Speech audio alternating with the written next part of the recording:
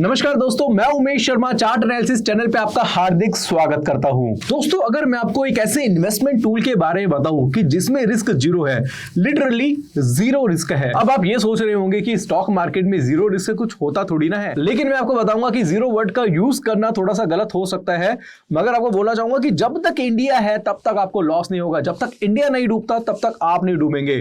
और लास्ट में comment box में कमेंट करके जरूर बताइएगा कि क्या हमने जीरो वर्ड का यूज सही किया है या फिर गलत। आज की इस वीडियो में बात करेंगे ETF एक्सचेंज ट्रेडेड फंड के बारे में। ये कोई दोस्तों नॉर्मल वीडियो नहीं होने वाला है कि मैं आपको ETF का बेसिक बता के वीडियो खत्म कर दूं। हम लोग इस वीडियो में बात करेंगे ETF क्या होता है, types of ETF, how ETF works, advantages of ETF, risk and disadvantages of ETF में इन्वेस्टमेंट करके हम अपने रिटर्न को कैसे इंक्रीज कर सकते हैं। और वीडियो के ड्यूरिंग हम आपको 3 ETF शेयर करेंगे जिसको आप स्टडी भी कर सकते हैं, जिसने 5 इयर्स में एवरेजली 70% का CAGR दिया है और 3 इयर्स में 19% का। तो वीडियो स्टार्ट होने से पहले अगर आपने हमारे चैनल को सब्सक्राइब नहीं करा है तो चैनल को सब्सक्राइब कर लीजिए और बेल आइकन को प्रेस करना मत भूलिएगा, जिससे आपसे कोई इंपॉर्टेंट वीडियो कभी भी मिस ना हो। तो आइए जानते हैं कि ETF क्या होता है। ETF की फुल फॉर्म होती है एक्सचेंज ट्रेडेड फंड, जिसको हम स्टॉक की तरह बाय और सेल कर सकते हैं थ्रू योर डीमैट अकाउंट। और आपके रेफरेंस के लिए बताना चाहूंगा कि अगर आपके पास अभी तक डीमैट अकाउंट नहीं है तो डिस्क्रिप्शन में आपको एक लिंक मिलेगा, उसके थ्रू आप अपना डीमैट अकाउंट ओपन करा सकते हैं। अगर आप हमारे दिए गए लिंक से डीमैट अकाउंट ओपन कराते हैं तो आपको 10,000 की वर्थ की ई बुक्स और मंथ में 2 फ्री वेबिनार मिलेंगे, जिससे आपके जो भी डाउट होंगे लाइव क्लियर कर सकते हैं। तो आइए वापस चलते हैं अपने टॉपिक पे। दोस्तों, ETF एक ऐसा इन्वेस्टमेंट टूल है जिसकी हेल्प से आप अपने पोर्टफोलियो को डाइवर्सिफाई कर सकते हैं। ETF को कुछ इस तरीके से डिजाइन किया गया है जिसकी हेल्प से आप particularly index, sector, commodity, asset class को ट्रैक कर सकते हैं, जैसे कि Nifty 20, bank 20, auto 20, gold 20 etcetera. तो मैं आशा करता हूं कि आपको समझ में आ गया होगा कि ETF क्या होता है, मगर अभी तक आपके मन में कोई डाउट है तो आप नीचे कमेंट बॉक्स में कमेंट करके पूछ सकते हैं। अब चलते हैं हमारे नेक्स्ट टॉपिक पे, टाइप्स ऑफ ETF। तो जैसे कि हमने आपको वीडियो के स्टार्टिंग में ही बताया था कि ETF को कुछ इस तरीके से डिजाइन किया गया है जिससे आप particular index, sector, commodity, asset class को ट्रैक कर सकते हैं। तो चलिए ये देखते हैं कितने टाइप्स ऑफ ETF मार्केट में अवेलेबल है। Equity ETF, bond ETF, sector ETF, international ETF, commodity ETF। तो अब चलते हैं हमारे नेक्स्ट टॉपिक पे कि ETF कैसे वर्क करता है। इसको एक एग्जांपल के साथ समझते हैं। जब भी हम लोग इन्वेस्टमेंट की बात करते हैं तो हमें बहुत सारी चीजें ध्यान में रखनी होती है, जैसे कि asset allocation, SIP, sector rotation, hedging, seasonality factor, sector trend and most important part technical analysis and fundamental. एक बिगिनर, एक वर्किंग प्रोफेशनल और जिसके पास टाइम नहीं है मार्केट में देने के लिए, उसके लिए पॉसिबल नहीं है इन सारी चीजों पे ध्यान दे सके। जब भी आप किसी बिगिनर को इन्वेस्टमेंट के लिए बोलेंगे, या तो वो स्टॉक में इन्वेस्टमेंट करेगा या फिर म्यूचुअल फंड में। म्यूचुअल फंड तो चलो ठीक है, क्योंकि वहां पे एक फंड मैनेजर होता है, प्रोफेशनल फंड मैनेजर, जो आपके फंड को मैनेज करता है। और जहां आप डायरेक्टली स्टॉक में इन्वेस्टमेंट करते हैं तो स्टॉक में काफी रिस्क होता है, कंपनी की कोई गारंटी नहीं है कि वो आज है या फिर कल नहीं। बट फिर आप सोचेंगे कि निफ्टी 50 के स्टॉक्स में इन्वेस्टमेंट करना ज्यादा सेफ है, बट आपको बताना चाहूंगा कि जो कंपनी अच्छा परफॉर्म नहीं करती तो उसे निफ्टी 50 के स्टॉक से बाहर कर दिया जाता है। अब आपने आज ये सोच के इन्वेस्टमेंट करी कि भाई ये निफ्टी का पार्ट है, 2 महीने बाद आपने देखा कि उसे निफ्टी से बाहर कर दिया गया, फिर आप क्या करोगे? तो इस प्रॉब्लम का बेस्ट सॉल्यूशन है ETF, क्योंकि अगर आपने ETF के थ्रू इन्वेस्टमेंट किया तो कौन सी कंपनी ने ग्रोथ किया और कौन सी कंपनी डूब गई, ये हमारी टेंशन नहीं है। हमें जो रिटर्न मिलेगा वो इंडेक्स के अकॉर्डिंग मिलेगा और हमें पता है कि आने वाला टाइम जो है वो इंडिया का है, तो इंसान हो या इंडेक्स, दोनों को एक दिन ऊपर ही जाना है। अब समझ लेते हैं कि ETF में इन्वेस्टमेंट करने के क्या एडवांटेजेस हैं। दोस्तों, ETF में इन्वेस्टमेंट करने का सबसे पहला जो एडवांटेज है वो ये है कि आपको लो फीस पे करके आप इसमें इन्वेस्टमेंट कर सकते हैं। म्यूचुअल फंड की तरह आपको हाई फीस पे करने की जरूरत नहीं है। ETF एक पैसिव इन्वेस्टमेंट है जो कि इंडेक्स को ट्रैक करता है। आपने कई बार देखा होगा कि म्यूचुअल फंड हो या फिर कोई पोर्टफोलियो मैनेजमेंट सर्विसेज, वो भी आपको इंडेक्स की तरह रिटर्न देने की कोशिश करता है अपने क्लाइंट्स को, बट वो कई बार अक्सर वो क्या होता है, फेल हो जाता है और इसके लिए वो आपसे फीस चार्ज करता है। इसलिए अगर आप बिगिनर हैं तो टेंशन फ्री होकर राइट टाइम पे ETF पे इन्वेस्टमेंट करना आपके लिए एक बेटर ऑप्शन होगा। ETF का सेकंड एडवांटेज है लिक्विडिटी।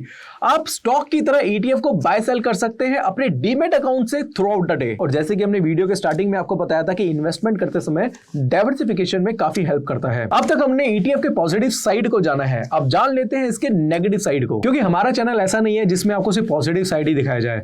हमारा चैनल में हर चीज दिखाई जाती है, क्लैरिटी रखी जाती है, जिससे आप स्टॉक मार्केट की जर्नी में राइट स्टेप ले सके। तो ETF का सबसे बड़ा डार्क साइड ये है कि कभी भी वो इंडेक्स के रिटर्न को बीट नहीं कर सकता। जैसे कि आपने सुना होगा कि कोई म्यूचुअल फंड है, बहुत अच्छा आउट परफॉर्म करता है इंडेक्स से और वो इंडेक्स से बेटर रिटर्न जनरेट करके देता है।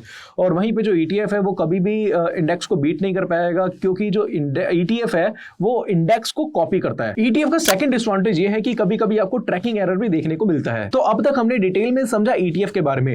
अब मैं आपको टॉप 3 ETF के बारे में बताऊंगा जो 5 इयर्स में CGR के टॉप 3 ETF हैं। दोस्तों, अगर आपको नहीं पता CGR क्या होता है और अगर आप इसके बारे में जानना चाहते हैं तो नीचे कमेंट बॉक्स में कमेंट करके बताएं, इस टॉपिक के ऊपर भी हम वीडियो बना देंगे। Number 1 ICICI prudential Nifty 50 ETF, जिसने 5 इयर्स में 17.6% CGR और 3 इयर्स में 18.9%। सेकंड नंबर पे ICICI prudential Nifty 50 value 20 ETF, जिसने 5 इयर्स में 17.6% का और 3 इयर्स में 21.8%। थर्ड नंबर पे आता है ICICI प्रूडेंशियल निफ्टी 100 ETF, जिसने 5 इयर्स में 17% और 3 इयर्स में 18.6% का रिटर्न दिया है। ये कोई इन्वेस्टमेंट एडवाइस नहीं है, आप अच्छी तरीके से स्टडी करके अपने फाइनेंशियल एडवाइजर से सलाह लेके ही कोई स्टेप ले। और साथ ही साथ निप्पॉन इंडिया, जो कि इंडिया का एक ट्रस्टेड ETF है, उसको भी आप स्टडी कर सकते हैं। तो आइए चलते हैं अपनी स्क्रीन पे और देखते हैं अगर हम ETF में SIP या फिर इन्वेस्टमेंट करना चाहते हैं तो किस तरीके से हम अपने इन्वेस्टमेंट को प्लान करें कि जिससे हमारे जो रिटर्न है वो और भी ज्यादा इंक्रीज हो जाए। दोस्तों, यहां हम आ गए निफ्टी के चार्ट पे। अगर आप निफ्टी के ETF में इन्वेस्ट करना चाहते हैं तो आप निफ्टी 50 का चार्ट देखकर काम करेंगे और आपको जिस भी सेक्टर इंडेक्स में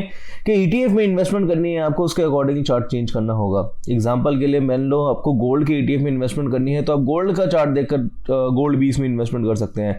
तभी मैं आपको निफ्टी के चार्ट पे बता देता हूं कि कैसे आप अपना इन्वेस्टमेंट निफ्टी में कर सकते हैं, निफ्टी 20 में इन्वेस्टमेंट कर सकते हैं। आपको निफ्टी का वीकली चार्ट लगाना है और यहाँ पे आपको ग्रीन और रेड कैंडल देख रही होगी, जैसे देख रहे हैं कि ये ग्रीन कैंडल है और ये रेड कैंडल है।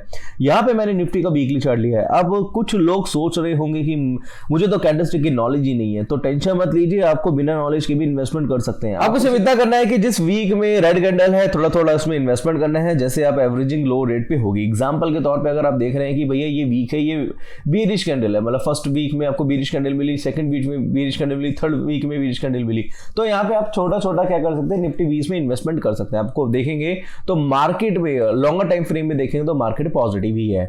तो जब भी आपको बीरिश कैंडल देखने को मिलती है तो वहां पे आप अपनी एवरेजिंग कर सकते हैं।